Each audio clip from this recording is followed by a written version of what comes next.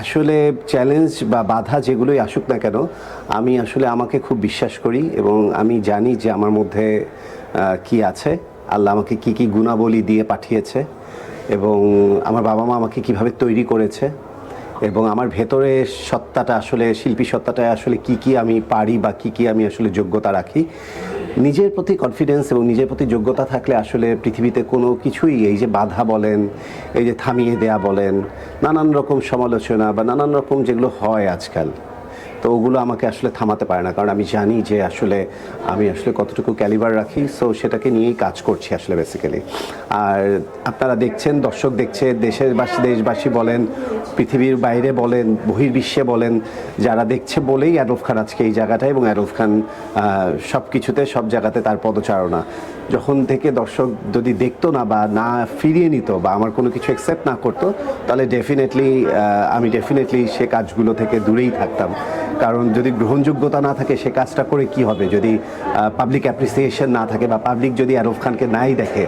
আরফ খানের ভিউটা তো আরফ খানের সব কিছু তারা দেখতে চায় বলেই শুরুতে যারা ফ্যাশন নিয়ে বা আমার পোশাক আশাক আবার সব কিছু নিয়ে খুব অবাক চোখে তাকাতো যে এই ফ্যাশন তো বাংলাদেশে দেখিনি, উনি কী পড়ছে কী করছে, তারাই কিন্তু এখন এই ফ্যাশনকে অ্যাপ্রিসিয়েট করছে, সেটাই দেখছে, বারবার দেখছে, জুম করছে, স্ক্রিনশট রাখছে এবং আমাদের দেশের শিল্পীরা ফিল্ম স্টার থেকে শুরু করে সবাই সেই ফ্যাশনগুলোকেই কিন্তু আস্তে আস্তে ধারণ করছে। সো ডেফিনেটলি আমি যে যুদ্ধতে যাচ্ছিলাম একা পথে, আমার যুদ্ধটা সফলের পথে আর কি।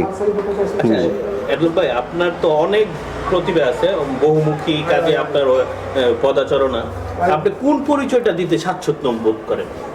পরিচয় আমি কিছুদিন আগেও পরিচয়টা ছিল আমার হলো ডিজাইনার, কোরিওগ্রাফার, এই পরিচয়টা দিতে পছন্দ করতাম। বাট এখন আমি আসলে তো অলরাউন্ডার বলা যায় বা যে কোনো সব কিছু প্যাকেজ আমার মধ্যে।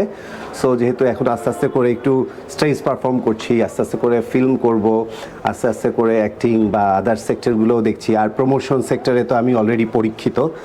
প্রমোশনের মার্কেটে বা যেগুলো যে লঞ্চিং বলেন, ফিতা কাটা বলেন, প্রোডাক্ট প্রমোশন বলেন, ব্র্যান্ডিং বলেন, সেই জায়গাগুলোতে আমি পরীক্ষিত। সো সব কিছু মিলিয়ে অ্যাডলফ খান একজন আইকন। সো আমি আইকন, ফ্যাশন আইকন বলেন, স্টার আইকন বলেন, যেটাই বলেন, আমি সেই পরিচয়টাতেই এখন স্বাচ্ছন্দ্য বোধ করি। আলোচনার পাশাপাশি আমাকে আসলে একটা কোনো ক্যাটাগরিতে এখন আর ফেলা যাবে না যে উনি শুধু ডিজাইনার, উনি শুধু কোরিওগ্রাফার। আমি আসলে সব সেক্টর নিয়ে যেগুলো আমার কাছে সহজ এবং আমার কাছে সম্ভব, আমি সবগুলো সেক্টরেই আস্তে আস্তে করে